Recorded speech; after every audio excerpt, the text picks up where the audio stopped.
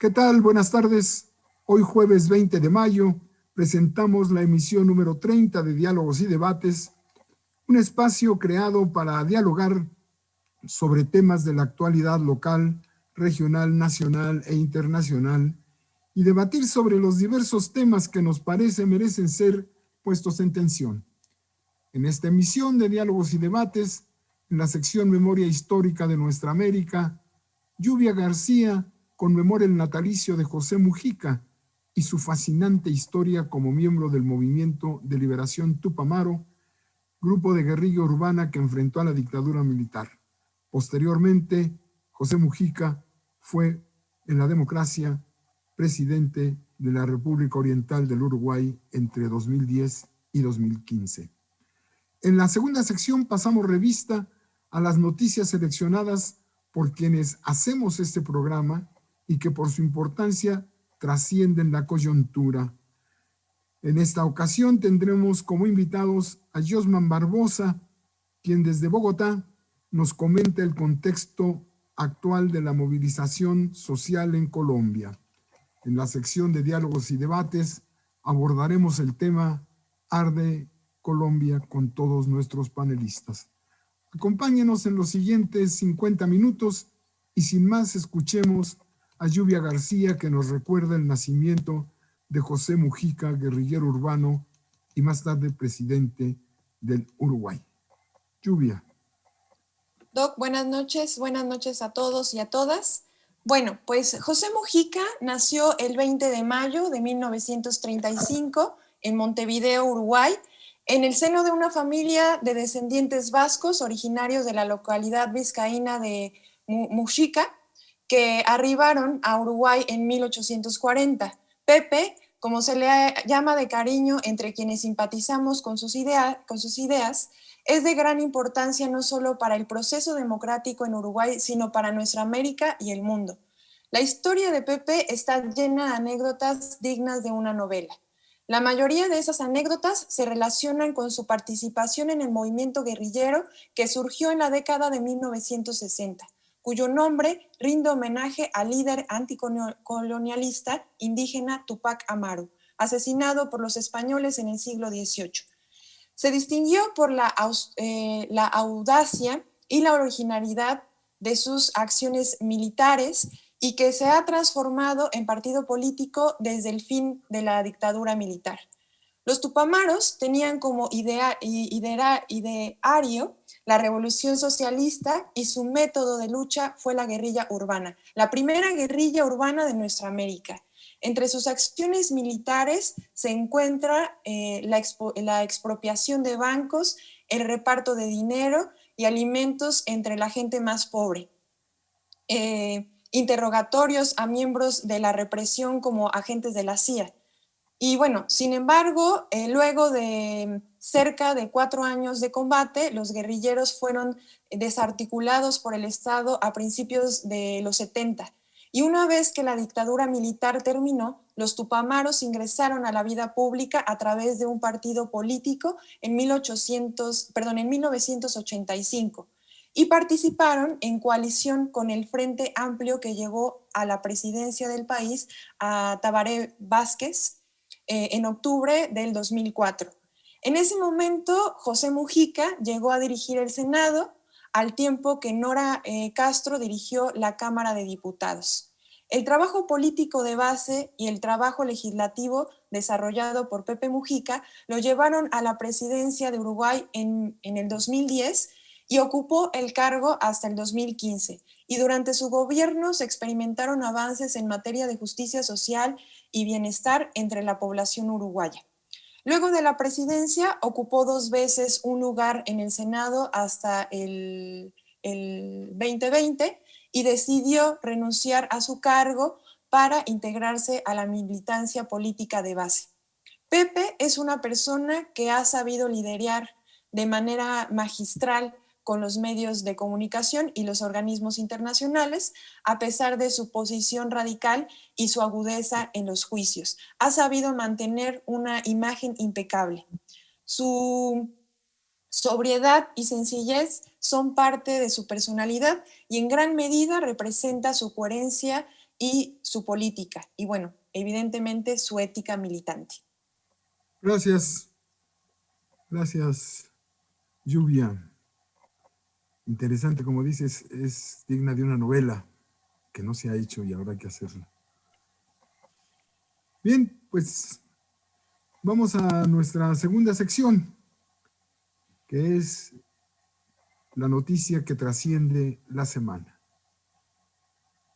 Empezamos con Marco Antonio Moreno. Gracias, doctor. Buenas tardes, buenas noches a todos. El día lunes pasado hubo una noticia interesante.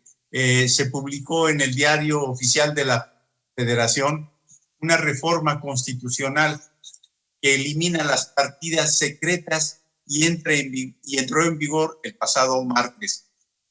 Esta noticia es interesante porque se hace una modificación a la Carta Magna y pone fin a un siglo del manejo discrecional de los recursos públicos por parte del Ejecutivo. Esta reforma se hace en el artículo 74 constitucional y ahí plantea perfectamente y con toda claridad la eliminación de partidas secretas del presupuesto de egresos de la Federación.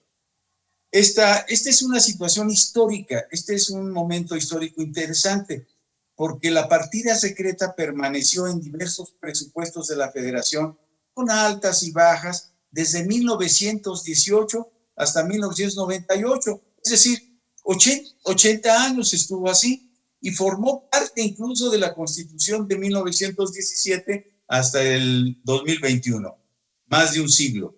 Hoy se concreta entonces un largo proceso de lucha para eliminarla. Esa es mi nota. Gracias. Gracias, Marco. Adriana Paola, escuchamos la noticia. Claro que sí, Doc. Buenas tardes a nuestra audiencia y efectivamente, bueno, nuevamente me centro en el Medio Oriente y los constantes ataques de Israel sobre la línea de Gaza. Bueno, sabemos que ya son 9 días, 10 más días de los constantes ataques donde han muerto principalmente la población palestina, incluyendo muchas mujeres y menores de edad. Y bueno, vemos nuevamente esa parte de violencia brutal, sin diálogo, donde además se justifica, ¿no? El discurso de Israel es que es necesaria la violencia que está imponiendo para controlar el territorio de Gaza. Entonces es absurdo que se legitime a nivel internacional incluso se logre legitimar la brutalidad con la que Israel está matando al pueblo palestino y principalmente legitimar dicha violencia que cínicamente se han pronunciado diciendo que van a continuar hasta que logren conseguir cierta calma. ¿Y qué calma van a lograr? ¿Qué calma se va a lograr conseguir en tanto se siga despojando, se siga negando la autonomía del pueblo palestino? Entonces, bueno, es tremendamente doloroso lo que sucede en el mundo y bueno, vemos además la represión que ha sido a espacios sociales, de salud, a los medios de comunicación. Vimos cómo explotó el edificio de Al Jazeera, que es un medio que ha sido altamente crítico, etcétera. Entonces, bueno, el contexto complejo que se suma a las complejidades que está viviendo el mundo actualmente y que se profundiza en la pobreza, el dolor, la pérdida de vidas, que ya había dejado pues la pandemia y el capitalismo, ¿verdad? Es como triste lo que sucede. La paz de los sepulcros quiere imponer Israel en los territorios ocupados. Víctor Hugo, te escuchamos. Hola, pues tenemos una noticia que salió en un periódico, que voy a decir el nombre, pero no vamos a hacer promoción, ¿verdad? Que es especializado en finanzas, que dice que el aumento de la pobreza laboral en la crisis ha generado salarios más bajos y canasta básica cada vez más cara. Es una versión de algo que ya los teóricos de la dependencia denominaban superexplotación del trabajador. porque esto implica que los trabajadores estén ganando menos de lo que necesitan para poder satisfacer la canasta básica. Es prácticamente una transferencia de recursos, de valor de los trabajadores a las empresas, más allá de la que siempre sucede a través de la explotación, porque es una transferencia que implica que los trabajadores se encuentran en una situación paupérrima, de manera que no les es posible sobrevivir, y uno se pregunta por qué seguimos vivos. Bueno, aquí hay un contrapeso, y ese contrapeso es todo este conjunto de programas gubernamentales para bienestar que funcionan como una transferencia de recursos hacia los sectores más golpeados económicamente de la población, específicamente el quintil más pobre de la población en México. Y bueno, de repente los propios conservadores, la gente más adinerada tiende a despreciar y soslayar el efecto que tienen las políticas que ellos denominan populistas, sin darse cuenta que precisamente este tipo de políticas permiten que de alguna forma se mantengan los salarios miserables que ellos otorgan a los trabajadores. Aquí también pues vale la pena reflexionar en la necesidad de que el salario mínimo en México no sea un índice, funciona ya casi como un índice, sino que se convierte en una realidad para la generalidad de la población que aún se encuentra en una situación de informalidad, precisamente o principalmente los más pobres en las ciudades que se dedican al comercio informal, y por otra parte los campesinos que tampoco perciben un salario que esté dentro de las normas del salario mínimo, y que, bueno, genera un rezago en sus percepciones económicas y perpetúa pues ya fenómeno teorizado por los teóricos de la dependencia de la superexplotación de los trabajadores en nuestra América. Gracias, Víctor. Lluvia, escuchamos la noticia que nos tienes. Muy bien, bueno, pues yo traje una noticia que parece esperanzadora. En México, a partir de la semana 3 del año, se ha reportado un exceso de mortalidad decreciente. Es decir, que aunque las muertes atribuidas al virus SARS-CoV-2 siguen siendo elevadas, cada vez lo son menos. De manera que para la semana 14 del año estamos retomando a niveles de mortalidad parecidos a los que se presentaban antes de la pandemia. En general, los especialistas atribuyen este comportamiento a la aplicación de la vacuna a las personas más vulnerables al virus, ¿no? Que son los adultos mayores. Y bueno, la aplicación de la vacuna ha avanzado tanto que prácticamente la totalidad de los adultos mayores están vacunados. Y por otra parte, pues también los profesores y ahora las mujeres embarazadas y las personas de más de 50 años están siendo vacunados. Estas medidas hacen poco probable la ocurrencia de la tercera ola que se ha presentado en otros países donde la población prioritaria no ha sido los más vulnerables. Y al parecer, el modelo de control epidémico diseñado por la Secretaría de Salud Federal está dando resultados positivos y es sin duda un motivo para sentirnos contentos. Ciertamente, eso nos pone alegres. Es una tensión menos, ¿no? Es decir, individualmente y colectivamente es una tensión menos. Bien, pues con esto concluimos esta sección y vamos a un corte y regresamos.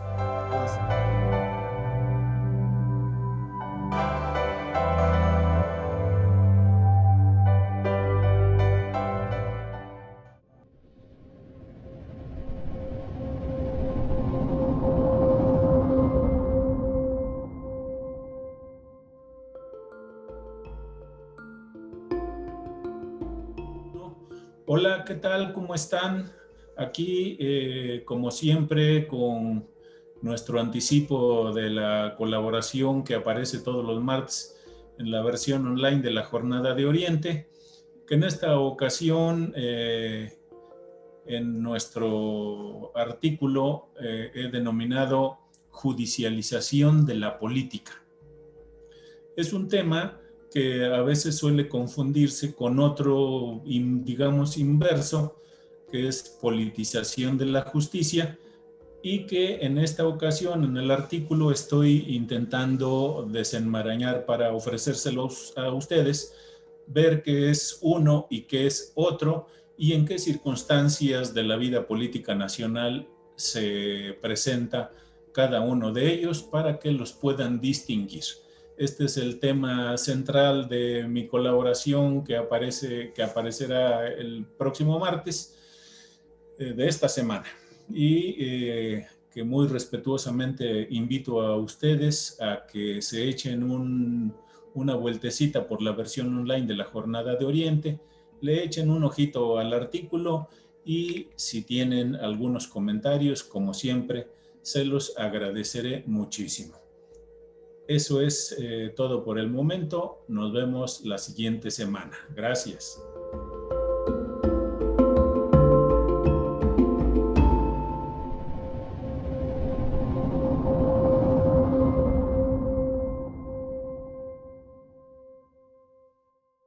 Estamos de regreso a nuestra segunda parte de Diálogos y Debates, que hemos dedicado esta ocasión a algo que nos preocupa como latinoamericanos, la situación que vive en este momento Colombia. Adriana Paola entrevistará a Josman Barbosa, compañero que en un momento participó en nuestro programa y que desde Bogotá nos viene a comentar qué es lo que ocurre en aquella nación tan cerca de nosotros. Paola, tienes la palabra. Claro que sí, Doc, muchísimas gracias. Y efectivamente, gracias, Josman. Bienvenido nuevamente a tu casa, que tú fuiste de los pioneros en este programa. Y bueno, Josman Barbosa es historiador de la Universidad Nacional de Colombia, latinoamericanista por parte de la UNAM y doctor en Economía Política del Desarrollo por parte de la BUAP. Y esta ocasión, bueno, nos acompaña para hablar precisamente del contexto que está sucediendo, este complejo contexto en Colombia, pues siendo el originario de ella y que está viviendo directamente los hechos. Entonces, Josman, nos gustaría si nos puedes comentar cuáles son los elementos de origen, lo que ha dado origen, la causa principal de las protestas que estamos viendo en Colombia. Bueno, Adriana, muchas gracias. Un saludo a todo el equipo de Diálogos y Debates. Me alegra mucho que hayan seguido, que se haya fortalecido, que hayan nuevas integrantes. Un abrazo pues fraterno desde Colombia.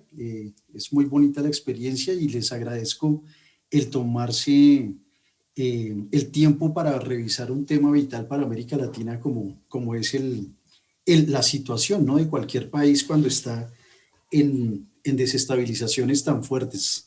Es un momento doloroso, es la continuación de una historia dolorosa, pues porque definitivamente esto es simplemente la coyuntura y el estallido social, como se dice, pero obviamente está preñado de una estructura fuerte.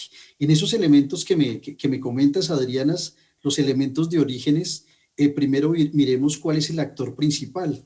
El actor principal de toda esta movilización es la pobreza, con jóvenes sin recursos, con madres también que no tienen que darle de comer a los hijos, con unas tasas de informalidad que se acabaron porque con la pandemia ni siquiera hay trabajo informal.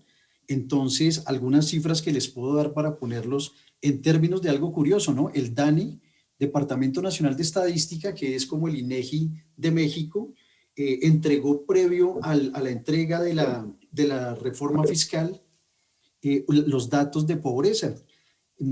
Siempre pues las cifras son modestas en cuanto a desempleo. Se dice que el desempleo en Colombia a marzo del 2021 es del 14.2%, la pobreza extrema es del 13%, o sea, 6.500.000 colombianos. Cuando uno ve la gráfica que espero compartirles, se van a dar cuenta cómo ha subido la pobreza extrema en casi 9 o 10 puntos desde el 2018. La pobreza económica es del 43, 21.500.000 colombianos, de 51 millones colombianos que somos. Entonces, un Producto Interno Bruto en 1,1% y teniendo en cuenta los crecimientos negativos del año pasado, ¿no?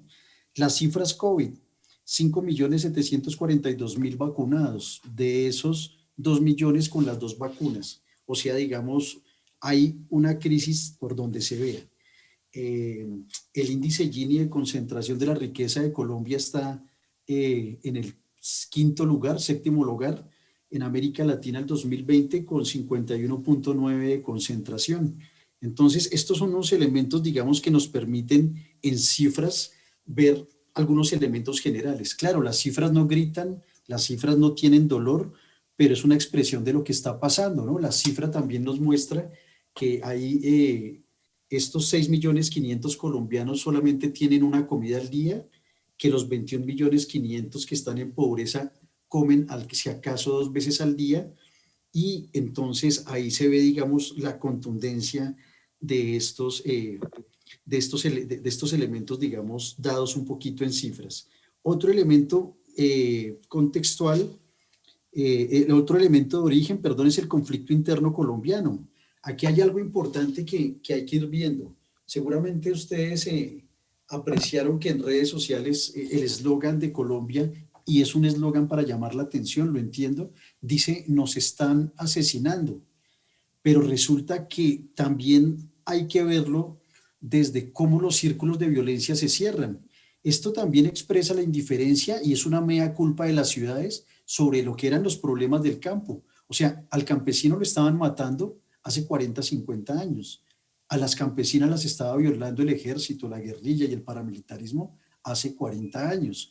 O sea, lo que estamos viendo ahora es cómo ese nos están matando se traslada a las ciudades y se traslada de manera crítica, pero la violencia en Colombia, al ser estructural, entonces un conflicto interno que va acercando.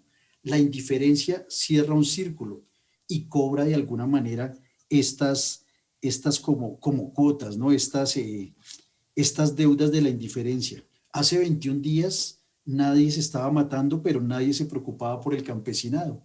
Hoy nos aunamos indígenas, campesinos, lecheros, transportadores, académicos, jóvenes que no estudian y no trabajan, universitarios, pero el clamor de Colombia estaba ya desde hace varias décadas. El tercer elemento de estos que te puedo decir, Adriana y compañeros, es la crisis de la derecha y la torpeza en su avidez. La crisis de la derecha ustedes la pueden apreciar en lo que está haciendo Álvaro Uribe Vélez, ¿no? Segundo día de las protestas y prácticamente da la orden que por favor los militares usen las armas para defender al Estado de Derecho. Y comienzan efectivamente a correr de una manera fuerte lo que son los asesinatos, el uso de balas de goma. Al cuarto día sacaron la tanqueta y estrenaron un dispositivo que se pone arriba de las tanquetas que se llama Venom. Este Venom es prohibido. Human Rights Watch lo sancionó, lo criticó porque tira torpedos de alta velocidad, o sea, bombas aturdidoras, y es letal, es un arma letal. O sea, acá se están usando armas letales contra los manifestantes. Y esto expresa la crisis de la derecha. Ellos sabían desde hace ya un año en su manejo de la crisis que la izquierda en elecciones del 2022, bueno, el centro izquierda, iba a tener más chance de ganar. Y esto efectivamente los asustó. Hace 4 meses más o menos propusieron prolongar el periodo presidencial sobre pretexto de la crisis del COVID y los presidentes, cámaras y alcaldes. Esto pues se le fue la gente encima y pues tuvieron que recular. Pero entonces siempre han querido tener tentativas para prolongarse en el poder porque no tienen candidato para las elecciones. Entonces este es un elemento súper importante. La torpeza y avidez de la derecha pues es por las cifras que les he comentado a los compañeros y a las personas que nos ven. O sea, ningún país prácticamente del mundo, salvo que lo ignore en este momento y esté especulando, hizo políticas tan agresivas fiscales sobre sus ciudadanos, si es que hicieron alguna reforma fiscal. Ningún país la hizo. Iván Duque ha colocado en 3 años de gobierno 3 reformas fiscales. Entonces, pues aquí se ve la torpeza de una derecha ávida, sentada también en un brazo autoritario tradicional. Esos serían entonces, Adriana, los 3 elementos de origen de lo que provoca este estallido social. Muchas gracias, Josman. Y efectivamente, el contexto complejo el que nos describes. Entonces, en esta lógica, ¿cuáles serían los elementos contextuales, tanto internos o externos, que están incidiendo en la situación actual? Claro, Adriana, muy rápidamente, la cantidad de actores armados en Colombia. En Colombia hay 32 grupos armados, incluyendo al Ejército Nacional. Acá hay paramilitarismo, hay guerrillas y hay guerrillas divididas, hay paramilitarismos con paramilitarismos divididos, hay mercenarios estadounidenses en la frontera colombo-venezolana hacia el Catatumbo y hacia Arauca, hay 11 bases militares estadounidenses, y están también, digamos, lo que se llama BATCRIM, que son bandas criminales que se anarquizaron después de la entrega de armas del paramilitarismo. A esto se suma que el cártel de Sinaloa y el cártel Jalisco Nueva Generación están moviéndose porque tienen un poder económico fuerte, persuadiendo y están comprando tierras hacia el lado del Catatumbo. Esto prácticamente es información que no se ve casi, pero es importante. Hay mexicanos en el terreno haciendo compra de territorios para hacer cultivo de coca, claro, para controlar producción y distribución, ¿no? O sea, es un asentamiento fuerte. Entonces, esta cantidad de actores armados es un elemento interno importante. El segundo es la geopolítica y el contexto. Estados Unidos difícilmente va a perder un aliado en una punta de inflexión, lo que Speakman, el geopolítico que se basa en la teoría de la contención de Kennan, dice y divide a todo el continente americano en 3 segmentos. Y estos 3 segmentos, Colombia entra dentro del Mediterráneo americano, o sea, la bisagra de dominación de Estados Unidos en el continente. Es súper importante todo lo que ocurre acá y nos damos cuenta en cómo actúa con los comunicados. A mí me parece de una ingenuidad, una candidez que hayan viajado 2 candidatos, 2 senadores colombianos a hablar en Estados Unidos para que le dejen de vender armas al escuadrón antidisturbios, metropolitano antidisturbios, y sancionen a los jefes políticos, digamos, de Colombia. Pues simplemente eso es, como se dice, un saludo a la bandera, y en ese caso podemos contrastar el respaldo de Estados Unidos con un gobierno en una zona estratégica como Israel, avalándolo y respaldándolo, bloqueando las resoluciones del Consejo de Seguridad en protesta, y lo que pasa con Colombia. Entonces, de hecho, a Colombia no es casualidad que se le dice la Israel latinoamericana, ¿no? Y hemos tenido asesores y convenios con el Mossad, o sea, el órgano de inteligencia militar israelí, además de paramilitares clandestinos como Yair Klen, entrenando paramilitares en Colombia. Entonces, esta parte de la geopolítica es importante tenerla presente porque amarra el conflicto interno, pero también amarra lo que puede ser la censura o el detener un poco a este gobierno de Duque y al gobierno que puede ser de militares en una dictadura, según cómo vienen estas cosas, de las que ya hablaré en un momento. Y el sexto elemento es el conflicto desentendido con Venezuela. Colombia tiene un conflicto con Venezuela. Tenemos un conflicto, pero Colombia, como reconoce a Juan Guaidó, no dialoga. La guerrilla de las FARC, EP, han secuestrado a 8 militares venezolanos en combates en la frontera dentro de Venezuela, y esto, digamos, la guerrilla colombiana debería ser un problema de Colombia. Lo es, pero estamos haciendo caso omiso, y es una cosa importante para el subcontinente, para América del Sur, tener presente la desestabilización colombo-venezolana que está creciendo. Entonces, estos serían los elementos contextuales internos e internos. Ya podría pasar a la otra parte, que no me demoro, tú me dices, Paola. Sí, claro que sí. Y efectivamente nos describes nuevamente un contexto que asume bastantes complejidades y entonces ante eso pues sería cuál es el estado actual de la protesta y qué es lo que, cuáles son, ahora sí que a riesgo de errar, cuáles serían los pronósticos posibles, qué es lo que está sucediendo y qué puede suceder. Sí, Adriana, en ese sentido, un análisis muy personal es la duración y la permanencia en la calle. O sea, ¿qué es lo que nos preocupa básicamente a los que todavía estamos, digámoslo de alguna forma, como no nos ha tocado directamente la crisis y estamos trabajando desde la casa, pero somos sensibles y solidarios y estamos de acuerdo con lo que está pasando? Lo que nos preocupa es el grado de madurez del movimiento. Los pelados que están en su mayoría en la calle son personas que no estudian ni trabajan. Y esto, digamos, pone a cuenta de riesgo un peligro en dos sentidos. Primero, que no tienen herramientas políticas fuertes para negociar. Segundo, que no saben cómo parar al momento de querer negociar. Esto habla de un tercer elemento y es que estas comunidades jóvenes están quebradas con un mando, por ejemplo, de la mesa de diálogo del paro. El paro son los sindicatos, las centrales obreras, el sindicato de maestros, los transportadores, etcétera. Pero, por ejemplo, los indígenas y los que están en la calle, los jóvenes que no estudian ni trabajan, no se adhieren a la mesa del paro. O sea, si el paro mañana lo arreglara Duque con la mesa del paro, los jóvenes seguramente seguirían porque a ellos no los han tenido como un interlocutor. Entonces es importante que ellos maduren políticamente. En las barriadas de Cali, en Siloé y en Puerto Resistencia ya se ven unas logísticas, están organizados por líneas de contención, líneas de enfermeros, líneas de alimentación, y se están formando ya, digamos, políticamente, o sea, están charlando más allá de la sensación del vientre que es legítima, más allá de todo lo que es tener necesidades. También es importante que se vayan consolidando ideas precisamente para que se tenga un movimiento formado. Entonces, eso es una de las cosas en el momento actual que son importantes.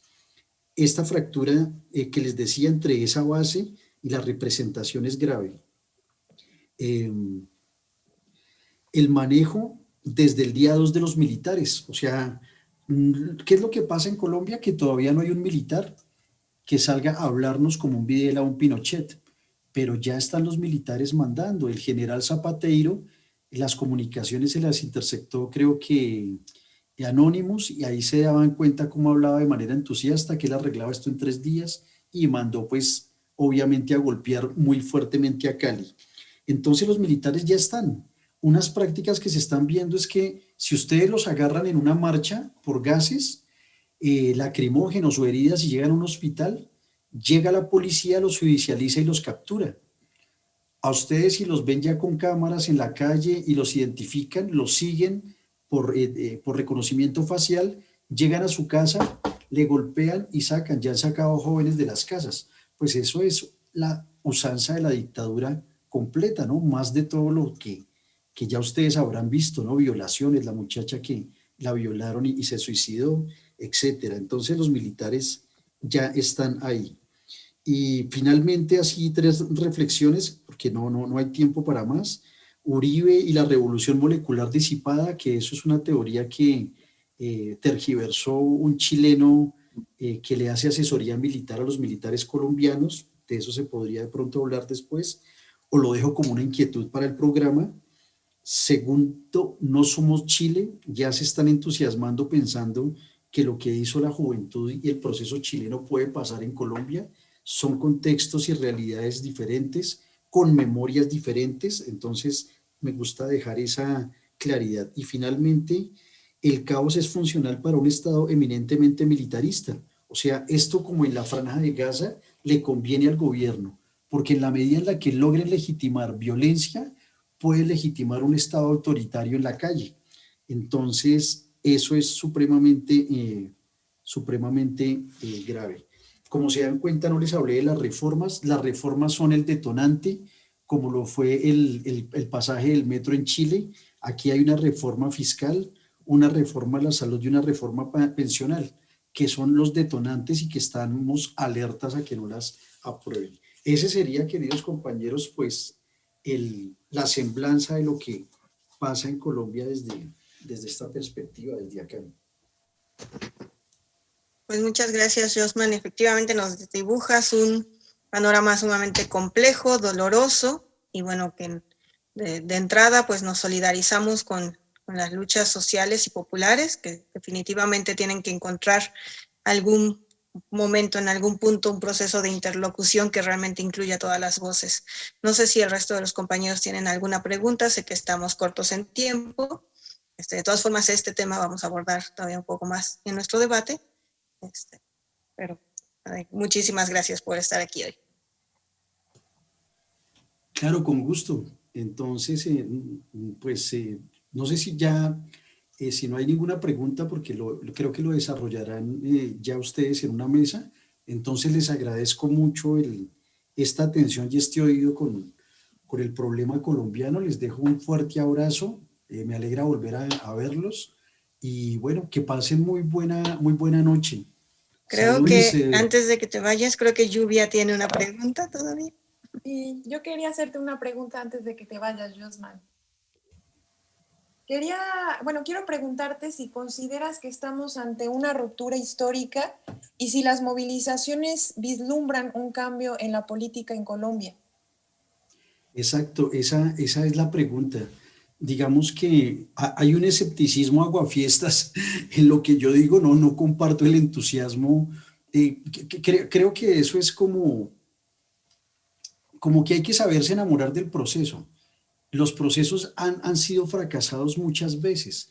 Llevamos 18 días de movilizaciones, sustantivamente no son gran mayoría de colombianos, pero sí son una cantidad importante que nunca se había movido, pero el movimiento tiene que madurar, o sea, tiene que volverse movimiento.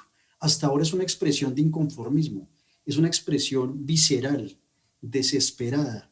Si eso no se articula por digamos, una mediana línea política de intereses, entonces no podremos saber, Lluvia, si en verdad va a descollar en una transformación, ¿no?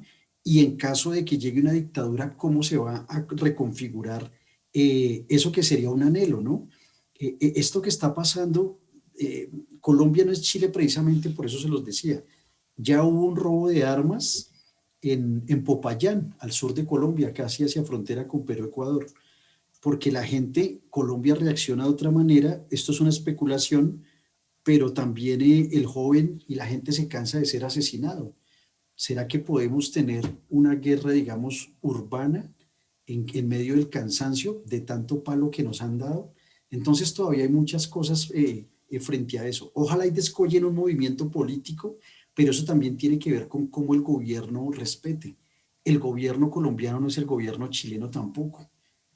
Es muy delicado lo que ellos están haciendo, ¿no? Entonces, tu pregunta es súper importante en ese sentido, que uno esperaría que descollara hacia un cambio, pero todavía es prematuro. Yo creo que en unos 20 días, en un mes, cuando veamos cómo se configura, cómo la gente hace de la calle su hogar, como en el proceso también de pronto chileno, cómo sea, digamos, se ambienta y se atempera, entonces podemos hablar de hacia dónde va, ¿no?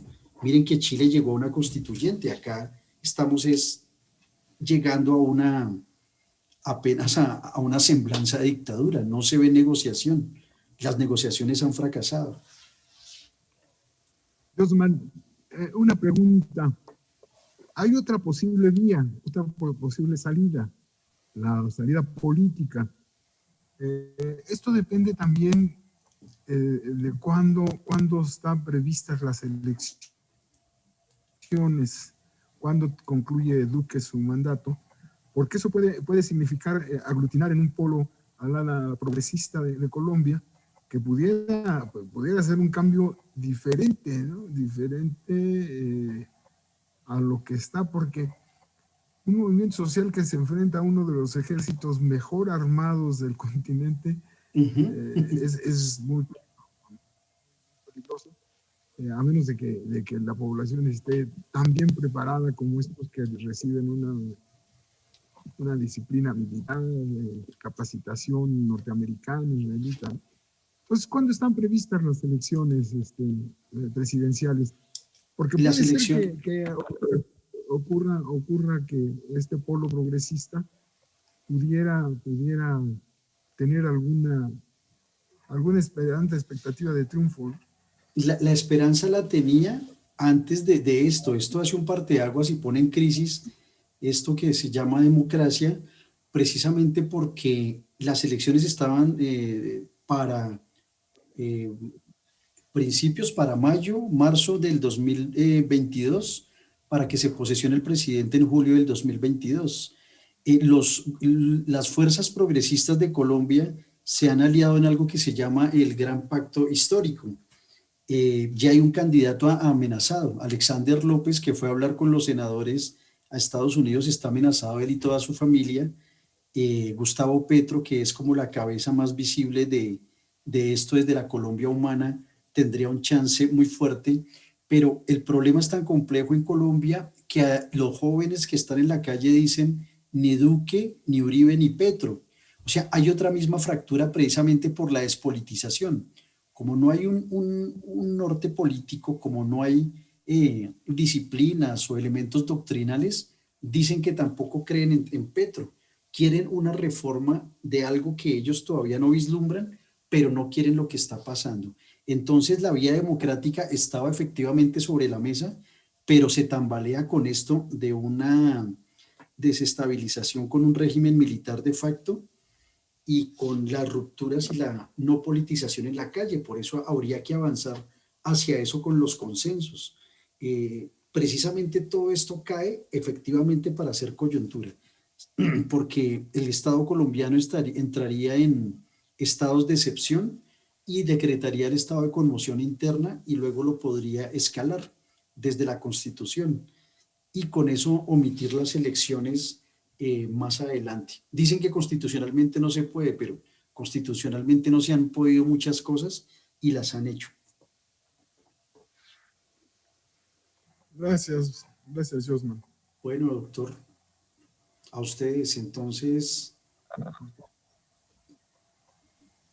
Pues muchísimas gracias y bueno, sabemos que no será la última vez que nos visites por aquí, ya Claro que no.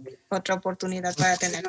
¿Hay algo que comentar sobre esto? Porque las cosas no parecen que no se van a detener rápidamente.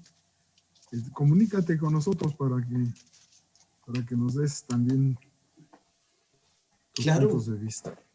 Claro que sí, con gusto y los puedo contactar también con personas en el territorio, los que están en Cali, los que están ahí en los barrios populares peleándosela, pueden de pronto tener una entrevista anónima, así sea de pronto un podcast, para que ustedes tengan información de primera mano en el terreno, ¿no? Entonces, con mucho gusto, es importante comunicar. Entonces, que pasen muy buena noche y pues por acá nos veremos. Chao, Marco, Adriana, Víctor, Julia. Gracias, Jos. Y yo, Paola, chao. Chao, doctor Ornelas. Abrazo solidario. Un abrazo bien fuerte a ti y a todos en tu país. Gracias, chao. Mucha fuerza. Muchas gracias, Víctor. Chao. Muchas gracias. Chao. Bye. Chao.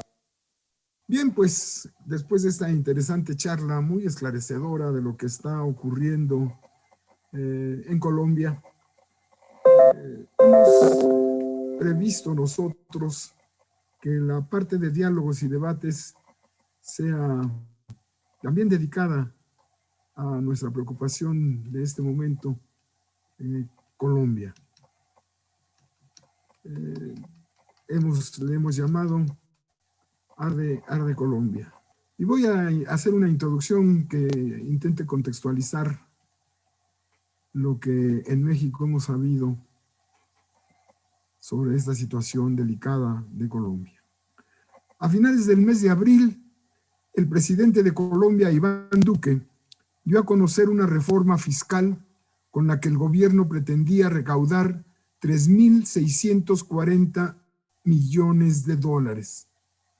Además de los propósitos recaudatorios de la propuesta, el impacto que sobre el ingreso de los trabajadores ya afectados por un incremento en el IVA al 17%, provocó de inmediato el fuerte rechazo popular que, a pesar de las múltiples amenazas, se expresó pacífica y masivamente en todas las ciudades colombianas. La incapacidad del gobierno de Duque para comprender las expresiones sociales creyó que la represión violenta acallaría las propuestas, las movilizaciones. Sin embargo, apagar el fuego con gasolina significó que la movilización se ampliara, lo que llevó al movimiento social a convocar a un paro nacional al que se sumaron decenas de miles de colombianos que, a la exigencia inicial del retiro de la reforma fiscal, lo que finalmente se logró, se unió la protesta contra la brutal represión sufrida por la población y el movimiento vivió un cambio cualitativo. Se empezaron a denunciar las políticas neoliberales de los últimos gobiernos, incluido el de Iván Duque, responsables del deterioro en el nivel de vida de la población. También se protesta contra la entrega de los recursos naturales de Colombia al capital transnacional y se denuncia a las industrias extractivistas que despojan a los pueblos originarios de sus territorios y se denuncian los frenos que ha puesto el gobierno de Duque al cumplimiento de los acuerdos de paz, además de repudiarse la permanente violencia directa del Estado, el ejército, la oligarquía aliada al imperialismo que financia generosamente a los grupos paramilitares que asesinan a líderes sociales y mantienen su presencia amenazadora en el campo. A pesar de la justeza de las demandas, el gobierno se ha negado a dialogar en serio para encontrar una verdadera solución a los problemas sociales del pueblo colombiano. Por el contrario, la represión se ha hecho cada vez más violenta.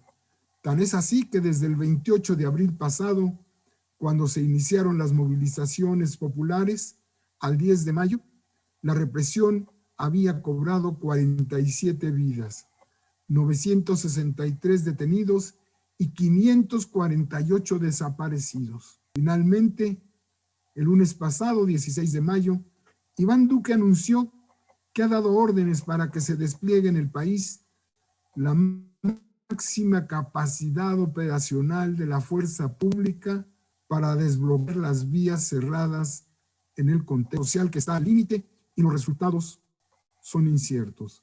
El caso es que si para sostenerse el gobierno de Iván Duque requiere cada vez más del ejército y únicamente del ejército, Colombia se encuentra a las puertas de una dictadura militar. Esperemos equivocarnos. Pero digamos, ¿qué dicen nuestros panelistas? Víctor Hugo César, ¿cuál es tu opinión sobre esto que nos ha comentado Josman y lo que conocemos por la prensa? Hola, pues sí, el caso de Colombia es muy complicado porque tienen una historia de violencia que ha venido no solo desde el narcotráfico recientemente, sino los enfrentamientos que ha habido de la guerrilla popular con el Estado colombiano. Entonces, a su vez, esta violencia ha tenido como fundamento el malestar en la población, la carencia de recursos, la marginación, etcétera. Y se parece un poquito, o yo pienso que hay cierto parecido entre Colombia y México, en el sentido de que muchas veces esos sectores reaccionarios y algunos otros sectores de la población poco cercanos a la política debido al nivel de explotación que padecen y en la escasa formación académica formal que se da en los sectores más pobres, que hacen que los medios de comunicación lleguen de manera relativamente fácil a inocular algún tipo de idea en la que se criminaliza la protesta social y al mismo tiempo se instala la aspiración a ser lo más parecido al ciudadano norteamericano. Entonces, esta burbuja creada en gran medida por los medios de comunicación en Colombia estalla por un malestar legítimo que tiene que ver con incremento en los impuestos, la reforma a las pensiones, reforma a la salud, que son golpes directos al bienestar que, independientemente de cualquier campaña mediática, es difícil de contrarrestar, porque es algo que la población padece en carne propia, y que ahí se desenmascara por completo la vocación dictatorial de los gobiernos neoliberales, que aparentemente son democráticos y son completamente abiertos a la crítica, pero que esconden en su más profundo ser la dictadura. Entonces, pues ahora se abre ya el abanico entre algo que puede llegar a ser un potencial de radicalización en la medida en la que los grupos que, como mencionaba Josman, se politicen, porque hoy son una protesta que no tiene una línea política definida, pero en la medida en la que esto se politice más profundamente, puede haber una radicalización del movimiento. Y por el otro lado, existe también la posibilidad de que los sectores más reaccionarios y conservadores se aglutinen, porque hay una derecha que también está desarticulada y por eso entra en crisis, pero existe la posibilidad de que se aglutinen y de manera abierta, descarada, pues inicien con un proceso de dictadura militar.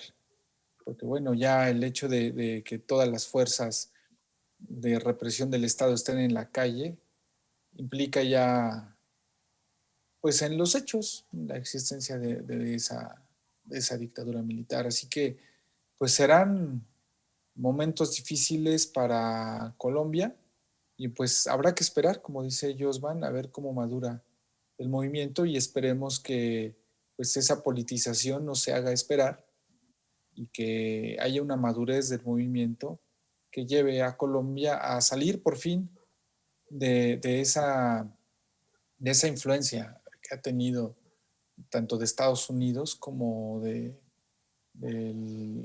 las propias oligarquías locales. Gracias, Víctor. Influencia también del narcotráfico, ¿no? Adriana Paola, escuchemos tu opinión.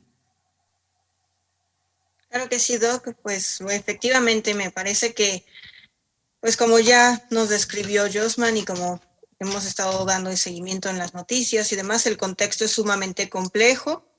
Me parece que la forma en la que se profundiza, efectivamente todos los movimientos sociales históricamente han sido criminalizados, pero la forma en la que se profundiza esa posibilidad o esa gran brecha para poder acceder a procesos de interlocución con los espacios de poder, generan obviamente la represión cada vez más agresiva, como se ha descrito en este programa ya, ¿verdad?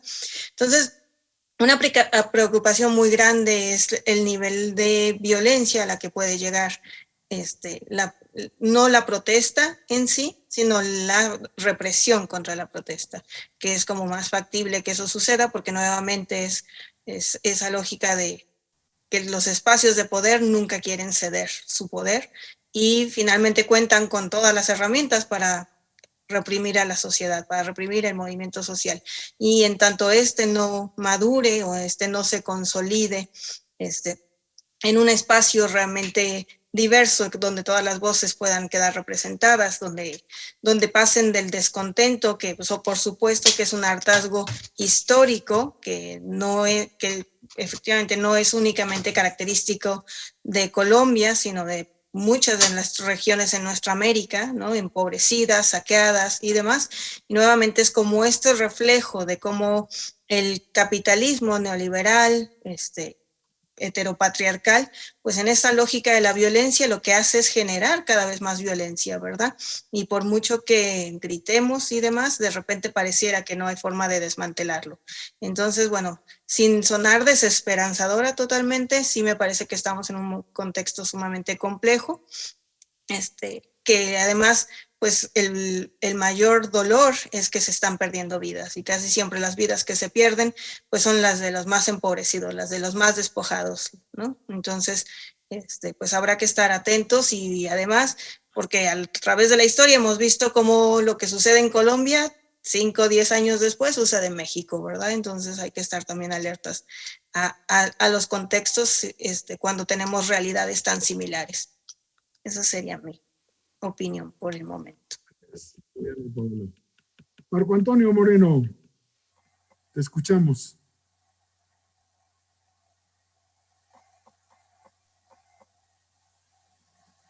Gracias, doctor. Efectivamente es muy complejo y los medios nos dan información permanente. Todos los días tenemos información sobre la situación de esta crisis social y política que se vive en este país hermano, en esta población hermana de Colombia. El paro nacional en realidad tiene, como dice Josman, prácticamente conformada por este comité de paro. Hay un que significa el descontento acumulado y que madura una protesta. Por un lado está la lucha callejera por parte de la juventud popular colombiana y que son las que están soportando las barricadas con apoyo, en fin, en los barrios, y que se mantiene en una situación de impasse, no avanza y son brutalmente reprimidos. Pero también, por otro lado, nos hemos informado que existe una derecha que forma una especie, como dicen ahora, un combo, ¿no? Tres tipos de clase social, que uno son los empresarios financieros nacionales y los foráneos, por supuesto, los grandes terratenientes, por otro lado, y otro que es algo que resulta novedoso o ya no tan novedoso para el caso de Colombia, los empresarios de la cocaína, que los tres hacen justamente un feudo, un triple feudo en lo que es el narcotráfico y obviamente el neoliberalismo, que ha exacerbado fundamentalmente la lucha que se da allá en Colombia. Se habla de que el gobierno de Iván Duque es un gobierno fuerte. No creo. Yo creo que hay una situación bastante grave en su gabinete. Hace 2 semanas renunció el ministro de Hacienda, por ejemplo, su ministro de Hacienda, creo que es de apellido Carrasquilla, Alberto Carrasquilla. Y recién se acaba de renunciar la ministra de Relaciones Exteriores, Claudia Blum. Le presentaron su renuncia. ¿Por qué? Pues porque es un gobierno que prácticamente los ha marginado a las decisiones unipersonales de Iván Duque y ha fortalecido, como dice Josman, la fuerza militar para poder resolver la situación que tiene actualmente Colombia. Esta revuelta, esta pobreza, esta falta de trabajo, esta miseria que vive Colombia, como así la viven muchos pueblos latinoamericanos, pero en el caso de Colombia, en estas casi 4 semanas de lucha, no son otra cosa más que los días que condensan años y que se está viendo en un problema bastante grave, donde hay baño de sangre, la impunidad, y esperemos que haya una salida. El diálogo que inicialmente se había planteado por parte de la mesa de paro con Iván Duque, pues no funciona en las condiciones como se están dando. No se puede dialogar mientras se están matando, mientras se están reprimiendo. Esperemos que Colombia, y ese es el deseo, salga adelante y sobre todo que presidentes de este tipo, que no hacen otra cosa más que fomentar la militarización del país, no fructifiquen.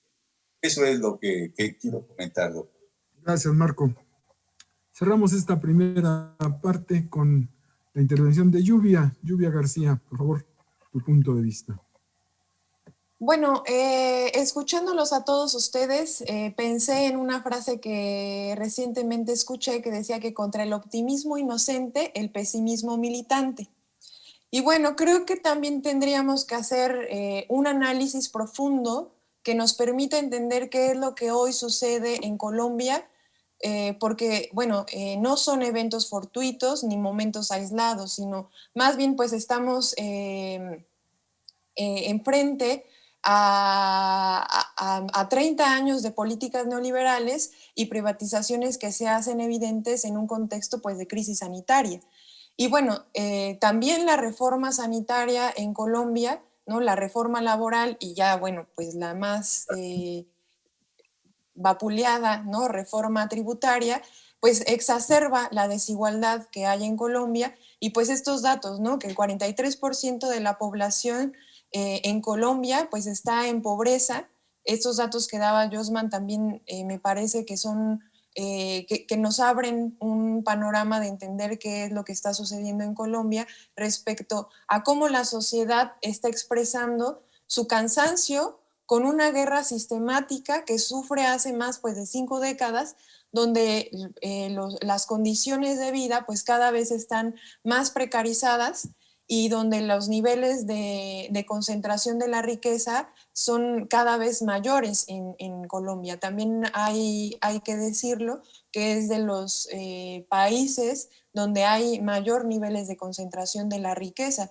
Y bueno, también aunado a que podríamos ver una luz al final del túnel, porque bueno, ha sido de los países con esta, bueno, que no ha entrado a esta ola de progresista que ya le tocaría, ¿no? Que parece ser que la sociedad lo está pidiendo, lo está exigiendo, está dentro de sus demandas también. Y bueno, como dice Josman, habría que esperar qué es lo que va a pasar en los próximos días, cómo la movilización de los estudiantes, del sindicato, de los trabajadores, de los campesinos, pues converge para generar pues políticas en bien de la sociedad y de lo que es necesario para ese país, ¿no? Porque bueno, pues es una historia de sucesos, de conflictos, la historia de Colombia, y pues es un estado pues donde ha habido paramilitares, donde sigue habiendo paramilitares y donde la violencia también se exacerba en estos tiempos de movilización. Habría que esperar qué es lo que sucede y bueno, pues también habría que escuchar qué es lo que están, cuáles son las consignas del movimiento, ¿no? Y que me parece que son necesarias en tiempos donde se ve una luz al final del túnel y donde se espera que haya un cambio en este contexto que parece ser que es un contexto pues, de conflicto, de crisis, de pobreza, de violencia, ¿no? Bien, Lluvia, gracias. Bien, no sé si alguien más quisiera tener algún punto de vista o que quisieran comentar. Hay un aspecto que quizá no se abordó lo suficiente, el de la dirección política, el de la dirección política del movimiento, ¿no? Me parece que a la falta de dirección política hay también un freno al movimiento o un enfrentamiento inútil del movimiento con el ejército. No lo sé, lo supongo. Quiero decir que la pobreza no necesariamente genera movilizaciones, ¿no? Ni proyectos progresistas. Eso lo da la dirección política, una dirección política capaz. Y nada más recuerdo que son 200 los exguerrilleros de las FARC que han sido asesinados después de la paz. Eso creo que es represión selectiva para aquellos cuadros que pueden ser parte de una dirección política que necesiten el movimiento. Bueno, no sé si alguien más quiera concluir. Sí, ¿No? yo quiero comentar algo, y es que si bien sí existen ciertos paralelismos en algunas cosas entre México y Colombia, es importante decir que en México ahora no tenemos a un duque, así que sería bastante, bueno, yo espero que no sea muy profético que sucediera algo similar en México, sino que en realidad tener la esperanza militante de que en Colombia se vengan tiempos mejores. La dirección política sin duda es importante. Sí han asesinado a más de 200 guerrilleros que podrían ser cuadros políticos en Colombia, pero también hay que recordar que muchos combatientes políticamente formados estaban en clandestinidad y que se han reincorporado a la vida civil, y que probablemente esa atomización de la guerrilla pueda hacer de alguna manera que estos cuadros que eran completamente anónimos, que eran, pues sí, clandestinos, estén, y no dudaría que estén actualmente integrándose a la base popular para generar una dirigencia política. Es mi optimismo, realmente sería algo que podría suceder ahí. Bien, pues con esto, Y bueno, perdón. solamente, Doc, pues tal vez no sé si están informados, pero se comenta que Sosis Pausias Hernández Solarte, alias conocido como Jesús Santrich, bueno, al parecer se dice, ha sido dado a conocer por las disidencias de las FARC acerca de su muerte. Esto todavía no está confirmado, pero bueno, pone un elemento más en torno al contexto complejo que tiene ahorita. Y bueno, sabemos que él era pues ampliamente buscado por Estados Unidos, que había solicitado extradición y demás, pero bueno, son esa serie de aristas que tiene la complejidad de Colombia, ¿no? El intervencionismo, la violencia, el autoritarismo, etcétera. Así es, qué noticia tan difícil has dado ahora, ¿no? Yo digo que eso es lo que ha sido una política, ¿no? De acabar con los cuadros, con los posibles cuadros políticos. Bueno, pues esperemos que sí haya una reactivación del movimiento y estaremos pendientes de lo que ocurre en Colombia, como lo que ocurra en Chile, como lo que ocurre en Perú. En Perú hay elecciones el 6 de junio, en Chile hubo elecciones de la constituyente el sábado y el domingo. América Latina, como siempre, es un continente en ebullición. Gracias a todos ustedes, a Lluvia García, a Víctor Hugo, a Adriana Paola, a Marco Antonio Moreno. Gracias por su participación. Y con ello también terminamos nuestra emisión número 30 de Diálogos y Debates. Y los esperamos el próximo jueves a las 6 de la tarde en este mismo canal de YouTube de la Jornada de Oriente. Gracias, buenas noches.